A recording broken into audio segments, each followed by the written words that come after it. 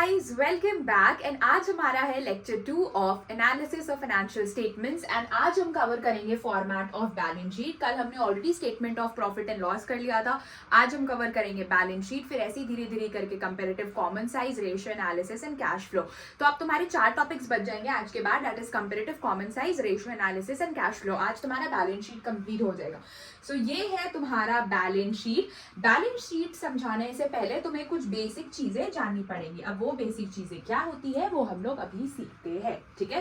Balance sheet of a company, और balance sheet of a company तुम्हें कहाँ मिलता है? तुम्हें वो मिलता है पार्ट 1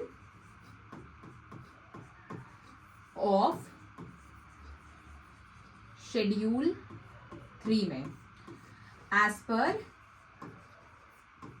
कंपनीज एक्ट 2013, ठीक है। तो तुम्हें बैलेंस शीट बनानी पड़ती है। अब देखो, तुमने जितने भी बैलेंस शीट सीखे अपने, चाहे पार्टनरशिप में सीखा या सोल प्रोप्राइटरशिप में सीखा, तुमने सारे में ही क्या बैलेंस शीट सीखा? तुमने सारे में ही ये बैलेंस शीट सीखा कि बेसिकली हम बैलेंस शीट बनाते हैं पर्टिकुलर्स रुपीज।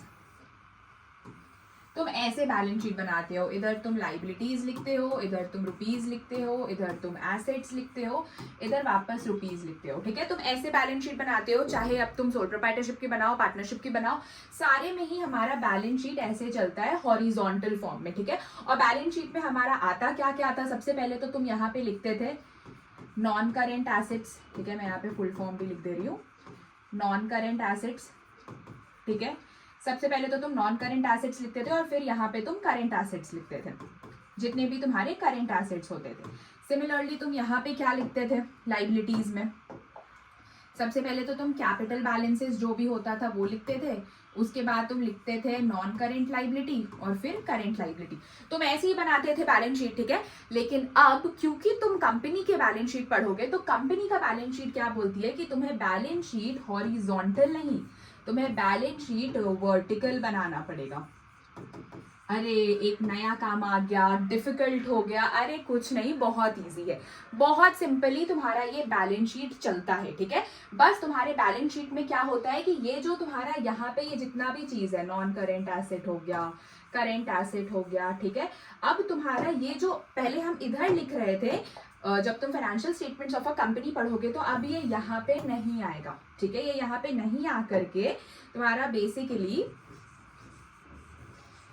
ये तुम्हारा सब यहाँ नीचे आ जाएगा, ठीक है। तुम्हारा यहाँ पे आ जाएगा सबसे पहले नॉन करेंट एसेट, ठीक है। उसके बाद तुम्हारा यहाँ पे करेंट एसेट आ जाएगा, ठीक है। और फिर अल्टीमेटली यहाँ पे तुम्हारा टोटल लगेगा।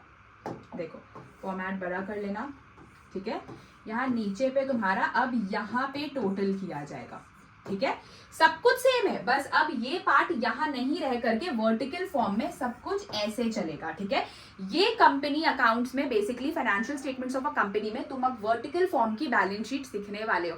थोड़ा सा अलग रहेगा जो तुमने बैलेंस शीट सीख करके आया है, इसमें बस तुम सिंपल यहाँ पे अंदर अंदर में इंग्रेडिएंट्स लिख देते थे। अभी तुम्हें कुछ कुछ चीजें थोड़ी याद रखनी पड़ेगी, ठीक है। बट मेरा अभी टॉपिक क्या है ना कि देखो, पहले हम क्या, तुम्हें ये कैसे पता चलेगा, जस्ट सेकेंड ना। तो तुम्हें ये तो समझ आया कि अभी हमें vertical form of balance sheet कैसे बनानी है। बट अभी तक जो तुम सीखते आए हो, जैसे कि जब भी तुम बैलेंस शीट बनाते हो, लाइबिलिटीज, रुपीज, एसेट्स, रुपीज, ठीक है। यहाँ पे तुम लिखते हो अपने सारे नॉन करेंट एसेट्स, यहाँ पे करेंट एसेट्स, यहाँ पे तुम लिखते हो कैपिटल, उसके बाद तुम्हारे सारे नॉन करेंट लाइबिलिटीज और करेंट लाइबिलिटीज, ठीक है। तो अब तक तुम कैसे डिफरेंशिएट करते थे कि तुम्हारा नॉन करेंट एसेट क्या है, ठीक है, और तुम्हारा करेंट एसेट क्या है, तुम्हारा नॉन करेंट लाइबिलिटी क्या है और तुम्हारा करेंट लाइबिलिटी क्या है? तुम कैसे डिफरेंशिएट करते थे? हम बचपन लाइक क्लास 11 से जब से तुम अकाउंट्स पढ़ रहे हो, हमने बस एक ही चीज सीखा है, 12 महीने, 12 मंथ्स, ठीक है। जिस भी एसेट का बेनिफिट हमें मोर देन 12 मंथ्स मिलता है वो हो जाते हैं तुम्हारे non current asset, more than 12 months वाले, ठीक है। और जिनका लेस देन 12 मंथ्स होता है वो तुम्हारे करंट एसेट हो जाते हैं, ठीक है। जिस लाइबिलिटी का पेमेंट तुमने लेस देन 12 मंथ्स कर दिया वो तुम्हारे करंट लाइबिलिटी हो गई, जिस लाइबिलिटी का पेमेंट तुमने 12 महीने के बाद किया वो नॉन करंट लाइबिलिटी हो गई। तुम यही सीखते आए हो। लेकिन अब क्योंकि तुम financial statements of a company पढ़ रहे हो, अब यहाँ पे तुम्हारा एक और 12 महीने के साथ साथ अब तुम्हारा एक और डिफरेंशिएटिंग फैक्टर आ जाएगा, और वो तुम्हारा डिफरेंशिएटिंग फैक्टर है ऑपरेटिंग पीरियड।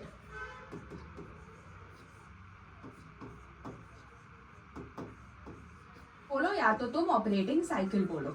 अब ऑपरेटिंग साइकिल क्या होता है दी? ऑपरेटिंग साइकिल मतलब तुम कोई भी एक गुड्स और सर्विसेज बनाते हो, ठीक है। उस गुड्स और सर्विसेज को बनाने से लेकर के उससे पैसा आने तक का टाइम पीरियड। मतलब फॉर एग्जांपल अगर मेरी एक क्लोथ बिजनेस है, ठीक है, तो मेरी क्लोथ बिजनेस की शुरुआत कहाँ से होगी? रिसर्च एंड डेवलपमेंट से, ठीक है। उसके बाद फिर मैं उसके लिए रॉ मटेरियल्स खरीदूंगी, फिर मैं लेबर लाऊंगी कि मैं अपने क्लोथ बिजनेस को और आगे बढ़ाऊं, ठीक है। लेबर लाने के बाद क्या करूंगी मैं? मेरा थोड़ा बहुत कुछ प्रोडक्ट्स बनकर तैयार हुआ तो फिर वर्क इन प्रोग्रेस हो गया, ठीक है। उसके बाद मेरे कुछ फिनिश गुड्स बनकर तैयार हुए, फिनिश गुड्स बनने के बाद मेरे बेसिकली हमने इसको सेल किया तो कुछ डेटर्स भी आए। अब डेटर्स मतलब उधार में भी तो धंधा करते हैं ना भाई, तो डेटर्स आए और फिर भाई मेरा पैसा रिकवर हुआ, ठीक है। तो ये रिसर्च एंड डेवलपमेंट में यहाँ पे मेरा काम स्टार्ट हुआ था, ठीक है, और फिर मेरा पैसा यहाँ पे आया, यहाँ पे मेरा पैसा रिकवरी हुआ। तो इस पूरे टाइम फ्रेम को हम बोलते हैं ऑपरेटिंग साइकिल, ठीक है, ऑपरेटिंग साइकिल। तो अब बस तुम्हें 12 महीने नहीं देखने, अब तुम्हें ऑपरेटिंग साइकिल भी देखना है नॉन करेंट एसेट और करेंट एसेट को पहचानने के लिए। तो मेरा अब तक पे क्वेश्चन यही था, how to classify whether a asset or a liability is non-current or current. NC is non-current. Okay. कैसे समझोगे कि whether a asset or a liability is non-current और current? जिसके लिए पहले तो तुम 12 महीने चेक करोगे, 12 महीने चेक करने के बाद तुम ऑपरेटिंग साइकिल देखोगे, ठीक है। दी थोड़ा और अच्छे से समझाओ ना, समझ नहीं आ रहा है कि कैसे क्या करना है, ठीक है। ओके अभी रुको, I will just help you out. मैं बस इसे थोड़ा सा स्क्रीन से ऊपर कर दूं।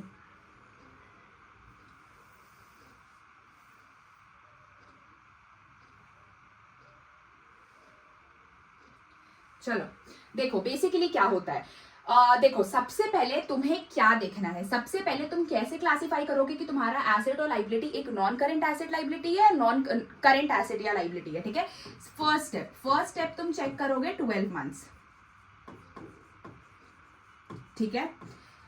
12 मंथ्स अगर उसका पेमेंट पीरियड, अगर एसेट का बेनिफिट तुम्हें 12 मंथ्स में मिल जा रहा है, वेल एंड गुड, ठीक है, वो तुम्हारा हुआ करेंट एसेट, ठीक है। लाइबिलिटी का पेमेंट विद इन 12 मंथ्स हो जा रहा है, करंट लाइबिलिटी, ठीक है। अब तुम डायरेक्टली इसको ये नहीं बोल सकती हो कि अगर 12 महीने के बाद, देखो विद इन 12 मंथ्स हो रहा है तो करंट एसेट करंट लाइबिलिटी है, लेकिन अगर 12 महीने से एक्सीड कर रहा है तो फिर तुम्हें ऑपरेटिंग साइकिल देखनी पड़ेगी। बिना ऑपरेटिंग साइकिल देखे तुम अपने मन से नॉन करंट एसेट या नॉन करंट लाइबिलिटी नहीं लिख सकते हो, जस्ट बिकॉज वो 12 मंथ से ज्यादा एक्सीड कर रहा है, ठीक है। तो अब पहला तो तुम ये चेक करोगे 12 मंथ्स चेक करने के बाद तुम ये चेक करोगे कि अगर वो एक्सीड कर रहा है 12 मंथ से, एक्सीडिंग 12 मंथ्स, अगर 12 मंथ से एक्सीड कर रहा है तो फिर तुम क्या चेक करोगे? उसका ऑपरेटिंग साइकिल। अगर वो ऑपरेटिंग साइकिल के अंदर हो रहा है, अगर करंट एसेट का बेनिफिट ऑपरेटिंग साइकिल के अंदर मिल गया, या तो अगर लाइबिलिटी का पेमेंट ऑपरेटिंग साइकिल के अंदर हो गया, ठीक है, तो फिर अगर यस है, ऑपरेटिंग साइकिल के अंदर है, तो यहाँ पे वो तुम्हारा हो जाएगा करंट एसेट और करंट लाइबिलिटी, ठीक है।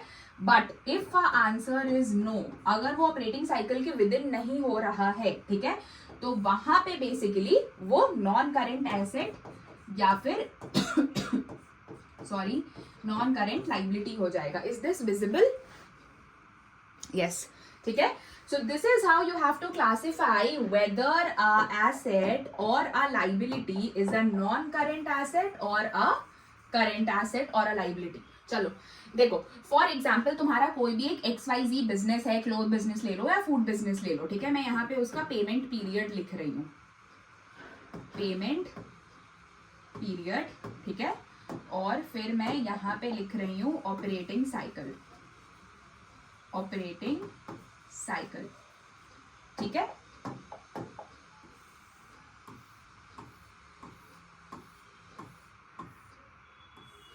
चलो, पेमेंट पीरियड है तुम्हारा 6 months, 7 months, 8 months, 12 months, 14 months and 16 months, ठीक है।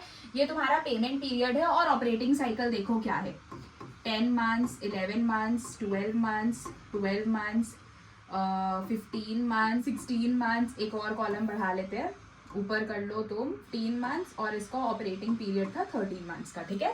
दिस इज योर क्वेश्चन, ठीक है। पेमेंट पीरियड है, कोई भी एक बिजनेस है जिसका पेमेंट पीरियड है 6 मंथ्स, 7 मंथ्स, 8, 12, 14, 16 और 15, और नीचे उसका ऑपरेटिंग साइकिल है। ऑपरेटिंग साइकिल मतलब क्या होता है, जितने टाइम फ्रेम में तुम्हारा काम हो रहा है, जो मैंने अभी तुम्हें यहाँ पे समझाया ना, रिसर्च डेवलपमेंट से लेके पैसा रिकवरी होने तक का वो टाइम फ्रेम, ठीक है।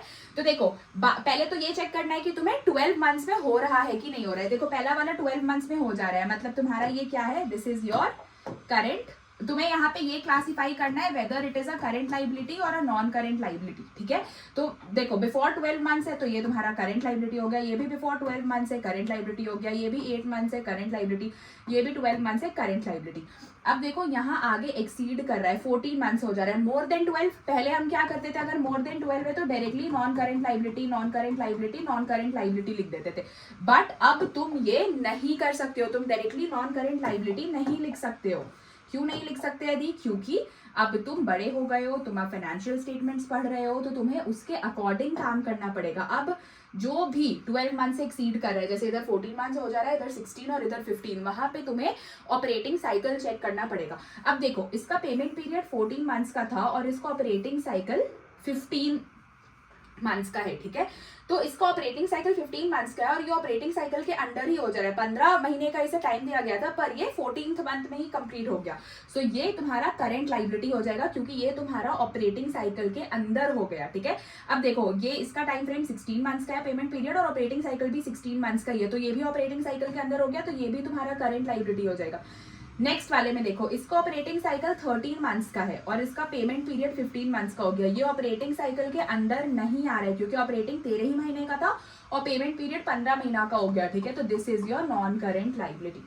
तो तुम्हें 12 महीने चेक करने के बाद जो 12 महीने के अंदर आ रहा है भाई, वो तो डायरेक्ट करंट लाइबिलिटी लिखो, लेकिन जहां 12 महीना से एक्सीड कर रहा है, फिर तुम्हें उसको ऑपरेटिंग साइकिल देखना पड़ेगा। अगर ऑपरेटिंग साइकिल के विद इन पेमेंट हो जा रहा है तो करंट लाइबिलिटी, लेकिन अगर ऑपरेटिंग साइकिल से बाहर जा रहा है तो non current liability. I hope तुम्हें ये समझ आ गया होगा। अब मैं ये क्यों समझा रही हूँ, क्योंकि जब तुम बैलेंस शीट पढ़ोगे तो तुम्हें 3 मार्कर का क्वेश्चन आता है, मेन हेड्स एंड सब हेड्स, जिसमें तुम्हें कोई भी non current asset current liability उठा के दे दिया जाएगा और तुम्हें आइडेंटिफाई करना पड़ेगा कि वो करंट एसेट में आता है या करंट लाइबिलिटी में आता है, नॉन करंट एसेट में आता है या नॉन करंट लाइबिलिटी में आता है। सो ये था तुम्हारा फर्स्ट पार्ट, जिसमें तुम्हें समझ आ गया कि तुम क्लासिफाई कैसे करोगे वेदर अ एसेट और a liability is non current asset और अ करंट एसेट और अ नॉन करंट लाइबिलिटी और अ करंट लाइबिलिटी, ठीक है। दैट्स ऑल, ठीक है। अब हम सीखने वाले हैं तुम्हारा फॉर्मेट ऑफ बैलेंस शीट। पिछले वाले क्लास में मैंने तुम्हें ये तो सिखाया कि अब जब तुम financial statements of a company पढ़ते हो, ठीक है, तो जो तुम्हारी बेसिकली ये हम पहले बनाते थे हॉरिजॉन्टल फॉर्म में बैलेंस शीट, लेकिन जब तुम financial statements of a company पढ़ते हो तो मैंने तुम्हें बताया ना, ये नॉन करंट एसेट और करंट एसेट दोनों उठ के यहाँ पे आ जाता है और ये नीचे पे आ जाता है, मैंने तुम्हें सिखाया, ठीक है। तो अब इसी से रिलेटेड तुम ये बैलेंस शीट पढ़ोगे। अब देखो, अगर जब तुम ये बैलेंस शीट देखोगे तो तुम्हें दिख रहा है कि पहले लाइबिलिटीज है, फिर यहाँ पे नीचे में तुम्हें एसेट्स देखने को मिलेंगे। देखो यहाँ पे फिर तुम्हें ये एसेट देखने को मिलेंगे, यहाँ पे नीचे में टोटल होगा, ठीक है। जो मैंने तुम्हें पहले समझाया कि vertical form of balance sheet जो अब तुम पढ़ोगे उसमें पहले लाइबिलिटीज आएंगी फिर एसेट आएगी। अब तुम्हें उधर हॉरिजॉन्टल जाना ही नहीं, अब तुम्हें सब वर्टिकल बनाना है, ठीक है। तो तुमने ये बेसिक तो समझ लिया। अब हम एक एक करके समझेंगे कि बेसिकली इसमें होता क्या क्या। ये उतनी भी सिंपल बैलेंस शीट नहीं है जितना हम पार्टनरशिप में बनाकर आए कि बस बैलेंस शीट को दोनों तरफ इक्वल कर देना। अब इसमें तुम्हें अंदर बहुत सारी चीज भी देखने को मिलेंगे। I hope it is visible. पहला जो तुम्हारा आता है वो होता है इक्विटी एंड लाइबिलिटीज। क्या होता है? Equity and liabilities. दी बस लाइबिलिटी तो होता है, तो हम यहाँ पे इक्विटी क्यों लिख रहे हैं, ठीक है। इक्विटी क्या हो गया भाई? Owner's fund. इक्विटी क्या हो गया? Owner's fund. और तुम्हारे लाइबिलिटीज क्या हो गए? बोरोड फंड्स, ठीक है। ये तो जानते हो। ओनर फंड बेसिकली क्या होता है, तुम्हें पता है कि ओनर फंड क्या होता है? Owner fund in the sense मालिक का पैसा, ठीक है। तो इक्विटी तुम्हारा ओनर फंड जो होता है वो इंटरनली रेज होता है। इक्विटी तुम्हारा कैसे रेज होता है? इंटरनली, ठीक है। और जो ये तुम्हारा लाइबिलिटी है, बोरोड फंड्स है, वो हम एक्सटर्नली रेज करते हैं, ठीक है। इसीलिए इसे हम इक्विटी एंड लाइबिलिटीज बोलते हैं, ठीक है। तो सबसे पहला तुम्हारा मेन हेड क्या बनेगा, equity and liability. Equity and liability के अंदर तुम्हें क्या आता है, सबसे पहले share holder fund. Share holder funds क्या हो गया, अब देखो एक कंपनी में, अभी तुम शेयर्स और डिबेंचर्स पढ़कर आए हो, कभी भी कोई भी इंसान शेयर्स खरीदता है किसी कंपनी का तो वो शेयर होल्डर हो जाता है। वो शेयर होल्डर बन गया तो अल्टीमेटली वो कंपनी का मालिक बन गया, ठीक है। तो शेयर होल्डर फंड मतलब मालिक का पैसा। शेयर होल्डर फंड का मतलब क्या है, तुम्हें ये तो समझ आ गया। शेयर होल्डर फंड हम किसको बोलते हैं, मालिक के पैसे को शेयर होल्डर फंड बोलते हैं, ठीक है। अब जो मालिक फर्म में पैसा लगाता है, शेयर होल्डर पैसे इन्वेस्ट करता है, उसी को हम क्या बोलते हैं, उसी को हम बोलते हैं शेयर कैपिटल, ठीक है। शेयर कैपिटल में तुम्हारे दोनों तरीके के शेयर्स आ जाएंगे, इक्विटी शेयर कैपिटल, ये सारी छोटी छोटी चीज प्लीज लिखते जाओ तुम अपने बुक में, equity share capital and preference share capital. ये दोनों ही चीज तुम्हारे शेयर कैपिटल में आ जाएंगे, इक्विटी शेयर कैपिटल और प्रेफरेंस शेयर कैपिटल, ठीक है। अब देखो तुमने कुछ सेविंग्स भी तो की, ठीक है। सेविंग्स इन द सेंस तुमने कुछ रिजर्व्स भी तो अपने पास रखे, securities premium reserve, general reserve, contingency reserve, बहुत सारे तरीके के रिजर्व्स तुमने पढ़े, तो वो तुम्हारे क्या हो गए, सेविंग्स हो गए, एक्स्ट्रा पैसा हो गए, उनको हम क्या बोलते हैं, रिजर्व एंड सरप्लस, ठीक है। तो डी रिजर्व्स में तो हमारी securities premium, contingency reserve, workman compensation reserve, investment fluctuation reserve, securities premium, ये सारे आ गए। सरप्लस, सरप्लस तुम्हारा हो जाता है प्रॉफिट एंड लॉस बैलेंस। अगर क्रेडिट बैलेंस है तो प्रॉफिट, डेबिट बैलेंस है तो लॉस। तो याद रखना कि इक्विटी एंड लाइबिलिटीज में तुम्हारा सबसे पहला मेन हेड क्या है, तुम्हारा सबसे पहला मेन हेड है शेयर होल्डर फंड, ठीक है। शेयर होल्डर फंड के अंदर तुम्हारे दो ही मेजर चीज आते हैं, सबसे पहला शेयर कैपिटल जिसमें तुम्हारा इक्विटी शेयर कैपिटल और प्रेफरेंस शेयर कैपिटल दोनों आएगा, और दूसरा रिजर्व्स एंड सरप्लस। रिजर्व्स तुम्हारे सारी तरीके के रिजर्व्स, और सरप्लस तुम्हारा क्या हो गया, प्रॉफिट एंड लॉस बैलेंस, ठीक है। इसके बाद नंबर सी तुम्हारा आ जाता है money received against share warrants. ये तुम्हारे सिलेबस में नहीं है, ठीक है, पर फिर भी तुम्हें पता होना चाहिए कि ये क्या है। Money received against share warrants एक ऐसा अमाउंट होता है जो कंपनी को बेसिकली मिलता है, ठीक है। तो वो कंपनी को शेयर्स के बदले में मिलता है। अल्टीमेटली वो जो पैसा होता है वो बाद में शेयर में कन्वर्ट हो जाता है। तो जब बाद में वो शेयर में कन्वर्ट हो जाएगा तो फिर तो वो शेयर कैपिटल में ही चला जाएगा, बट अभी के लिए वो शेयर में कन्वर्ट नहीं हुआ है, वो बस एक अमाउंट है, इसीलिए हम उसे बोलते हैं money received against share warrants. तो शेयर होल्डर फंड में तुम्हारी तीन चीज आते हैं, जिसमें दो सबसे ज्यादा इंपॉर्टेंट है, शेयर कैपिटल और रिजर्व्स एंड सरप्लस। और money received against share warrant तुम्हारे सिलेबस में नहीं है, पर तुम्हें ये भी लिखना है, ठीक है। चलो अब नेक्स्ट नंबर 2 तुम्हारा क्या है, देखो नंबर 2 है तुम्हारा share application money pending allotment. Share application money pending allotment भी तुम्हारे सिलेबस में नहीं है, ये भी आउट ऑफ सिलेबस है। Share application money pending allotment क्या है, शेयर एप्लीकेशन मनी मतलब कि एप्लीकेशन के पैसे आ गए हैं, शेयर अप्लाई हो चुके हैं, पैसे भी आ चुके हैं, पर अलॉट नहीं किए गए हैं, मतलब कि प्रोवाइड नहीं किए गए हैं, उसको हम share application money pending allotment बोलते हैं। ये भी सिलेबस में नहीं है, तो उतना ज्यादा ये सब में स्ट्रेस ले नहीं करना है। अब नंबर 3, अभी तो मैंने पिछले क्लास में तुम्हें यही समझाया, that is non current liabilities, and number 4 is your current liabilities, ठीक है। हम यही सीख कर आए कि तुम कैसे क्लासिफाई करोगे नॉन करेंट लाइबिलिटी को और करेंट लाइबिलिटी को। तुम्हें क्या क्या चेक करना पड़ेगा, अगर 12 महीने में है तो करेंट लाइबिलिटी, और अगर 12 महीने के बाहर है और ऑपरेटिंग साइकिल के भी बाहर है तो नॉन करेंट लाइबिलिटी, ठीक है। तो ये तो तुम सीख कर आए हो। अब करेंट यहाँ पे, पर तुम्हें देखो कि यहाँ पे तुम्हें कुछ चीजें इसके अंदर भी देखने को मिलेगी, ठीक है। तुम्हें ये बिल्कुल ऐसे ही याद करना है, जिस फॉर्मेट में ये दिख रहा है तुम कुछ भी ऊपर नीचे नहीं कर सकते हो, तो अब थोड़ा अकाउंट्स में भी याद करना पड़ेगा। अब इसको याद कैसे करेंगे दी, हम तो भूल जाएंगे, हम अगर ऊपर नीचे लिख के आ जाएंगे तो क्या होगा, ठीक है। देखो देखते देखते तुम्हें इसका सीक्वेंस याद हो जाएगा, पर तुम इसे याद कैसे रखोगे उसका एक छोटा सा ट्रिक है।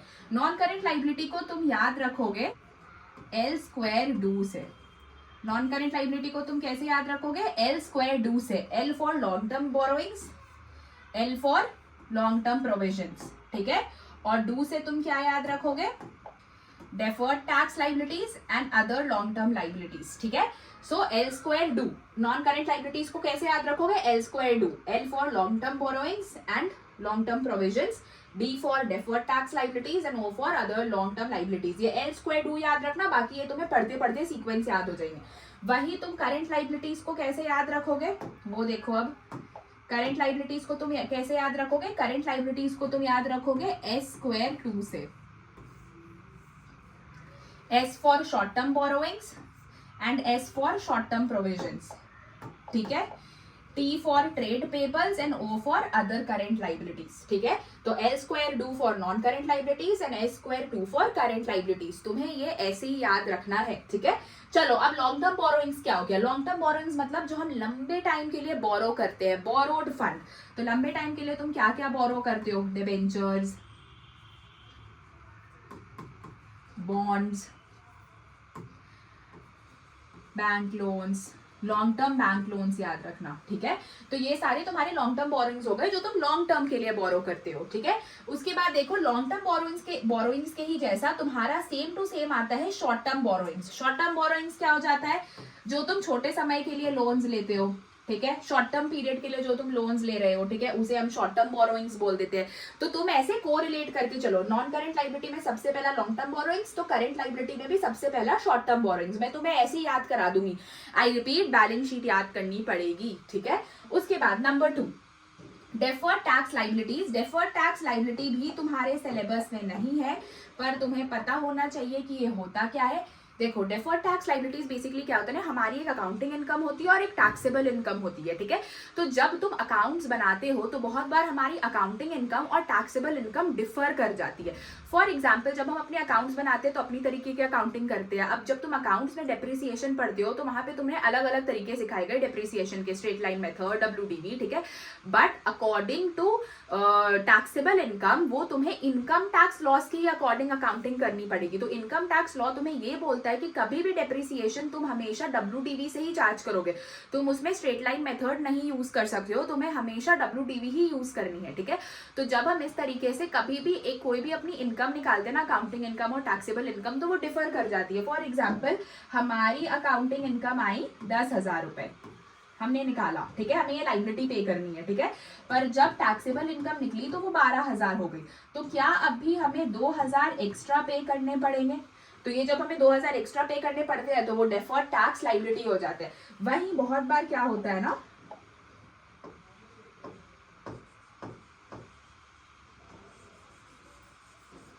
वहीं बहुत बार क्या होता है कि हमने निकाला 12,000 पर एक्चुअल में इनकम टैक्सेबल इनकम 10,000 ही आई। तो यहाँ पे क्या होता है कि हमें 2,000 रिटर्न कर दिए जाएंगे, ठीक है। तो ये जब रिटर्न मतलब 2,000 तुम्हारे बच गए या एक्सेस मनी हो गया तो इनको हम बोल देते हैं deferred tax asset, deferred tax assets, ठीक है। जब ऐसा हो गया तो तुम्हें लाइबिलिटी और एसेट दोनों चीज समझ आ गई। I hope it is clear now. ये तुम्हें पढ़ना नहीं है तो जितना थोड़ा बहुत मैंने समझाया है उतना समझ के रख लो, दिमाग ये सब में नहीं लगाना है ज्यादा। नेक्स्ट तुम्हारे अदर लॉन्ग टर्म लाइबिलिटीज। अब देखो यहाँ पे अदर लॉन्ग टर्म लाइबिलिटीज है तो यहाँ पे भी अदर करेंट लाइबिलिटीज है, ठीक है। अदर लॉन्ग टर्म लाइबिलिटीज क्या क्या हो गए? अदर लॉन्ग टर्म लाइबिलिटीज तुम्हारे हो गए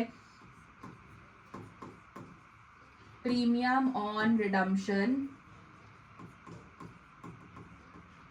ऑफ डिबेंचर्स, ठीक है, premium on redemption of preference shares, premium on redemption of preference shares, ठीक है। अभी तुमने देखा कि जब हम पेमेंट करते हैं, पे बैक करते हैं बोरोड फंड्स को, रिडीम करते हैं तो वो प्रीमियम पे भी करते हैं। तो जब भी तुम प्रीमियम ऑन रिडम्पशन करोगे तो वो सारा तुम्हारा अदर लॉन्ग टर्म लाइबिलिटीज में आ जाएगा, ठीक है। तो तुम्हारे अदर करेंट लाइबिलिटीज में क्या आएंगे? तुम्हारे अदर करेंट लाइबिलिटीज हो जाते हैं आउटस्टैंडिंग एक्सपेंसेस, ठीक है, अनअर्न्ड इनकम। अनअर्न्ड इनकम क्या हो गया? इनकम रिसीव्ड इन एडवांस, ठीक है। पर तुम्हारे पास तो लाइबिलिटी है ना कि अगर इनकम आ गई है तो काम भी करना है। तो तुम्हारा अदर लॉन्ग टर्म लाइबिलिटीज में क्या आ गया? Premium on redemption. और करेंट लाइबिलिटीज में, अदर करेंट लाइबिलिटीज में क्या आ गया? आउटस्टैंडिंग एक्सपेंस, अनअर्न्ड इनकम, ठीक है। उसी तरह तुम्हारा नेक्स्ट आ जाता है long term provisions. Long term provision मतलब जो तुमने बड़े टाइम के लिए प्रोविजंस बनाकर रखे।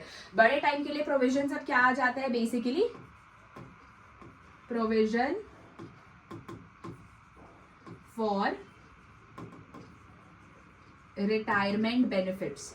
इंप्लॉय के रिटायरमेंट बेनिफिट्स के लिए तुमने कोई भी प्रोविजन बनाकर रखा है कि जब इंप्लॉय जाएगा तो हम उसे ये चीज देंगे, तो वो तुम्हारा लॉन्ग टर्म प्रोविजन हो गया। उसी तरह करंट लाइबिलिटी में तुम्हारा आता है short term provision. Short term provision में तुम्हारा क्या आ जाएगा? Provision for doubtful debts,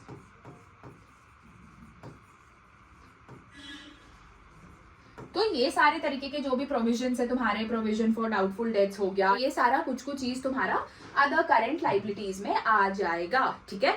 retirement benefits long term provision है भाई, वो तुम्हें लंबे टाइम के लिए सोच कर रखना है, ठीक है। सो तुम्हें कुछ भी याद नहीं रखना है, बस ये याद रखना इक्विटी एंड लाइबिलिटीज क्या होती है। इक्विटी एंड लाइबिलिटी का सबसे पहला सब हेड शेयर होल्डर फंड है, जिसमें तुम्हारे 3 चीज आते हैं, share capital, reserves in surplus, money received again share warrants. फिर तुम्हारा नंबर 2 आता है share application, money pending allotment. Number 3 non current liability, जिसको तुम कैसे याद करोगे, L square do, L for long term borrowings and L for long term provisions, D for deferred tax liabilities and O for other long term liabilities, ठीक है। उसके बाद तुम्हारा current liabilities में S square 2 से याद रखोगे short term borrowings and short term provisions, T for trade payables। trade payables तुम्हारा क्या हो गया, trade payables तुम क्लास 11 से जान रहे हो, creditors और bills payable, ठीक है। And O for other current liabilities, तो तुम्हारा बेसिकली इक्विटी एंड लाइबिलिटीज अच्छे से कंप्लीट होता है, ठीक है। हमने इक्विटी एंड लाइबिलिटीज अच्छे से कंप्लीट कर ली, ठीक है। चलो पहले तो तुमने इक्विटी एंड लाइबिलिटीज कंप्लीट कर लिया 4 मेजर सबहेड्स के साथ, that is share holder fund. उसके बाद तुम्हारा नेक्स्ट आ जाता है share application, money pending allotment, third non current liabilities and fourth current liabilities. अब तुम एसेट्स में बेसिकली पढ़ोगे, सबसे पहला तो तुम्हारा नॉन करेंट एसेट है और दूसरा है तुम्हारा करेंट एसेट, ठीक है। नॉन करेंट एसेट में तुम्हारा सबसे पहला जो सब मेजर सबहेड आता है वो है property plant equipment and intangible assets. Property plant equipment तो तुम जानते हो तुम्हारे लैंड, बिल्डिंग, मशीनरी, और इंटैंजिबल एसेट्स तुम्हारा गुडविल, पेटेंट, कॉपीराइट, ये सारा चीज होता है, ठीक है। तो प्रॉपर्टी प्लांट इक्विपमेंट में तो तुम्हें पता है लैंड, बिल्डिंग, मशीनरी, ये सारा चीज आ जाएगा, ठीक है।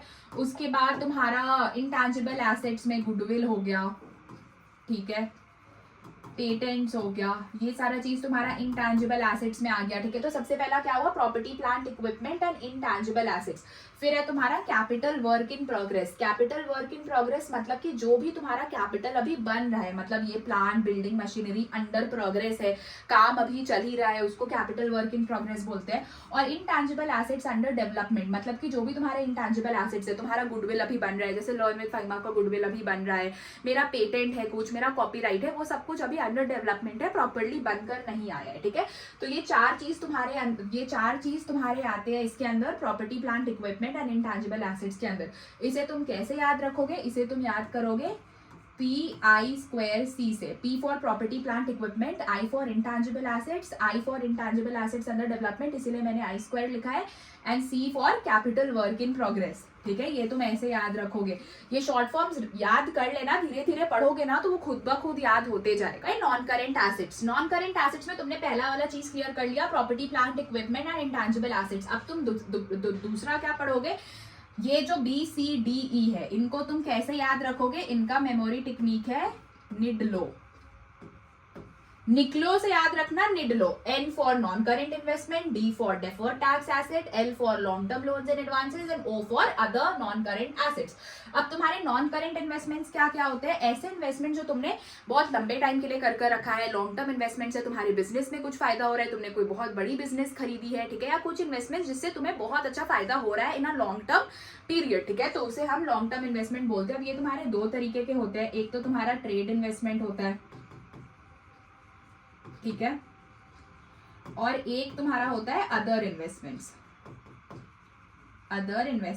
ठीक है। ये हो गए तुम्हारे नॉन करेंट इन्वेस्टमेंट्स। तो निडलो का and done. Deferred tax asset, ये भी तुम्हारा नॉट इन सिलेबस है, NIS का मतलब है नॉट इन सिलेबस, ठीक है, तो ये तुम्हें नहीं पढ़ना है, this is not in your syllabus. Long term loans and advances, long term, अरे बाबा लॉन्ग टर्म लोन कैसे आ गया, ये तो लाइबिलिटी है। लॉन्ग टर्म लोन लाइबिलिटी तब होता है जब तुमने किसी से लोन लिया है। मैंने लोन दिया है मतलब पैसा देना,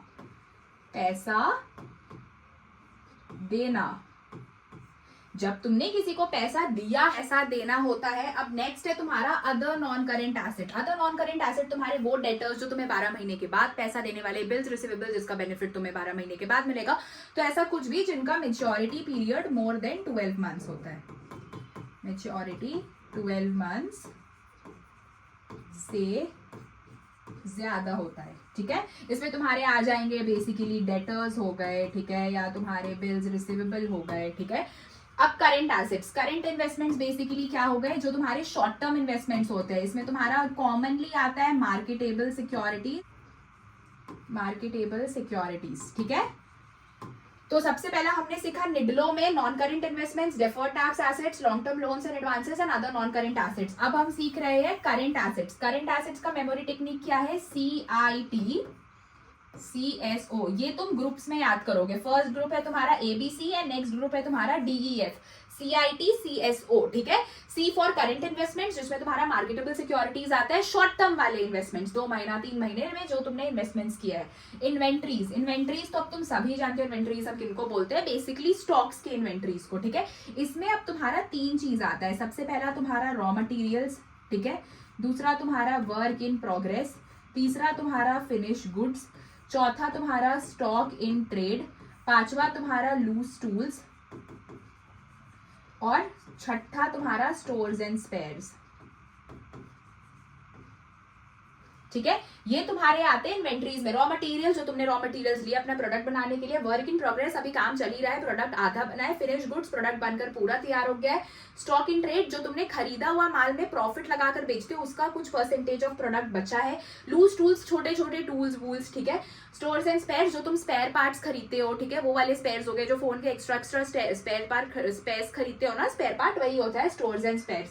तो ये तुम्हारा इन्वेंट्रीज में आ गया। ट्रेड रिसीवेबल, हर एक बच्चा जानता है क्या होता है trade receivable. Debtors and bills receivable, debtor और DR, ठीक है।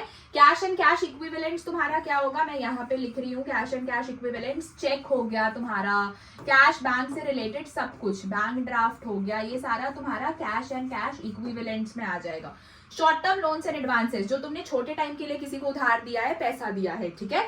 लास्ट तुम्हारा अदर करंट एसेट्स, इसमें तुम्हारा आ जाता है कोई भी, तो तुमने प्रीपेड एक्सपेंसेस रखा है, प्रीपेड एक्सपेंस, या तुम्हारा कोई भी ऐसा अक्रूड इनकम है वो आ गया, ठीक है। तो ये तुम्हारे आ जाते हैं अदर करंट एसेट्स में। तो तुम इसको कैसे याद रखोगे? CIT, C for current investments, I for inventories and T for trade receivables. फिर CSO से cash and cash equivalents, S for short term loans and advances and O for other current assets. तो ये तुम्हारा यहाँ पे balance sheet खत्म होता है। मैंने तुम्हें ये क्यों समझाया आज 30-40 मिनट की वीडियो बना करके, क्योंकि जब तक तुम ये नहीं समझोगे तब तक तुम फिर बैलेंस शीट से क्वेश्चन, जब तुम कैश फ्लो सीखोगे ना, ऑपरेटिंग एक्टिविटीज, इन्वेस्टिंग एक्टिविटीज, तो ये जितना चीज तुम इसके अंदर देख रहे हो ना, वो तुम्हें वहां पे पता लगेगा कि क्या होता है। आज का तुम्हारा ये होमवर्क है कि आज तुम बुक खोलोगे, बुक खोलने के बाद तुम देखोगे कि कौन कौन सी चीज किसके अंदर आती है। जैसे इन्वेंट्रीज में मैंने तुम्हें बताया ना, raw materials, work in progress, finish goods, stock in trade, loose tools, इसी तरीके से बहुत सारी चीज सबके अंदर आते हैं। जैसे मैंने तुम्हें इसमें भी बताया कि इंटैंजिबल एसेट में गुडविल पेटेंट आएगा, सॉफ्टवेयर हो जाता है तुम्हारा, ठीक है, बहुत कुछ होता है। उसके बाद तुम्हारा देखो नॉन करेंट इन्वेस्टमेंट्स में ट्रेड इन्वेस्टमेंट्स, अदर इन्वेस्टमेंट्स हो गया, ठीक है। अब लॉन्ग टर्म लोन्स में मैंने तुम्हें बताया कि किस किस तरीके के लोन्स हो गए, वो सब कुछ बुक में दिए हुए हैं, ठीक है। तो तुम्हें वो सब अच्छे से रीड करना और देखना है कि सारे सब हेड्स के अंदर क्या क्या आइटम आते हैं, क्योंकि अगर तुमने ये कर लिया तो तुम्हारा मेजर हेड, मेन हेड, सब हेड वाला 3 मार्क एकदम बन गया, ठीक है। एंड इसके बाद जो तुम्हारा ये होता है operating activities, investing activities and financing activities in the chapter cash flow, जो 8 नंबर का आता है, वो भी बहुत अच्छे से हो जाएगा। सो आज ये पढ़ाने का मोटो यही था कि तुम्हें समझ आए कि क्या क्या आइटम्स कैसे कैसे अंदर आती है। जैसे इसमें तुम्हें पता चला ना, लॉन्ग टर्म लाइबिलिटीज में प्रीमियम ऑन रिडम्पशन आता है, premium on redemption of preference share हो गया, लॉन्ग टर्म प्रोविजन में प्रोविजन फॉर रिटायरमेंट बेनिफिट्स हो गया, ग्रेट्युइटी के लिए जो हम लोग प्रोविजन रखते हैं, वो सारा चीज आ जाता है। तो ये सब तुम बुक से पढ़ोगे, बुक सामने रखो, रीड करो किसके अंदर क्या क्या छोटी छोटी चीजें आती है, ठीक है। अब तुम्हें बैंक ड्राफ्ट दे देगा, पूछेगा बताओ ये किसके अंदर आता है, तो तुम लिखोगे ना कैश एंड कैश इक्विवेलेंट्स में आता है, और ये किसके अंदर आता है, cash and cash equivalents current assets में आता है। तो ये मेजर हेड और मेन हेड दिया जाता है तुम्हें, मतलब मेन हेड और सब हेड पूछा जाएगा। 3 नंबर का क्वेश्चन आता है। कैसा क्वेश्चन आता है देखो, मैं बता रही हूँ, देखो क्या क्वेश्चन आता है। तुम्हें ऐसे ऐसे करके 3 आइटम्स दे दिए जाएंगे, ठीक है। सबसे पहले तुम्हें दे दिया जाएगा लूज टूल्स, ठीक है। फिर तुम्हें दे दिया जाएगा marketable securities,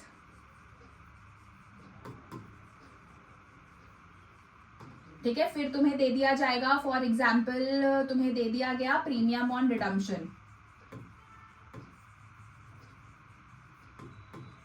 of preference shares, कुछ ऐसे दे दिया गया। फॉर एग्जाम्पल तुम्हें एक दे दिया गया स्टॉक इन ट्रेड, ठीक है, स्टॉक इन ट्रेड हो गया। उसके बाद तुम्हें दे दिया गया प्रीपेड एक्सपेंस, ठीक है। और फिर तुम्हें बोल दिया जाएगा, ये क्वेश्चन आता है, 3 मार्क का क्वेश्चन आता है, ठीक है। मैंने तुम्हें 2-3 एग्जाम्पल बता दिए। तुम्हें बोला जाएगा कि इनका मेन हेड बताओ इनका तुम मेन हेड बताओ और सब हेड बताओ, ठीक है। तो तुम्हें लिखना होगा कि ये सब किस में आता है। लूज टूल्स किस में आता है, लूज टूल्स इन्वेंट्रीज में आता है, तो वो तुम्हारा सब हेड हो गया। और इन्वेंट्रीज किसके अंदर आता है, इन्वेंट्रीज तुम्हारा करंट एसेट के अंदर आता है। मार्केटेबल सिक्योरिटीज भी तुम्हारा करंट एसेट के अंदर आता है शॉर्ट टर्म इन्वेस्टमेंट्स में, ठीक है, शॉर्ट टर्म इन्वेस्टमेंट्स। ये तुम्हें दिख रहा है, एक सेकेंड रुकना, मैं थोड़ा इधर कर दूं, चलो ठीक है। उसके बाद तुम्हारा प्रीमियम और रिडम्पशन ऑफ प्रेफरेंस शेयर तुमने पढ़ा, कहाँ आता है, मेन हेड बेसिकली कहाँ आएगा, कहाँ तुमने देखा था, याद करो कहाँ देखा तुमने प्रीमियम और रिडम्पशन, तुमने अदर लॉन्ग टर्म लाइबिलिटीज में देखा। मेन हेड क्या है, अदर करंट लाइबिलिटीज, ठीक है। तो तुम्हें ये सारी चीजें याद रखनी है। तुम्हें क्वेश्चन ऐसे देगा, पूरा बनाने नहीं देगा, ऐसे देगा। प्रीपेड एक्सपेंसेस तुमने कहाँ पढ़ा, करंट एसेट में पढ़ा, करंट एसेट में कहाँ आता है, अदर करंट एसेट्स में आता है। तो तुम्हें ये छोटी छोटी चीजों को ध्यान रखना पड़ेगा, तो ही क्वेश्चंस क्रैक होंगे। So this was all for today's class. I hope तुम्हें आज की क्लास अच्छी लगी होगी, पढ़ने में अब मजा आ रहा होगा। सो दैट्स ऑल, मिलते हैं कल की सेशन में। कल हम कंपेरेटिव और कॉमन साइज कंप्लीट करेंगे और फिर जल्दी से रेशियो एनालिसिस पढ़ेंगे, लास्ट चैप्टर कैश फ्लो करके ये बुक को खत्म करेंगे, ठीक है। All the best. वीडियो अच्छी लगी तो लाइक कर देना है, चैनल को सब्सक्राइब कर देना है and press the bell icon to get all the updates.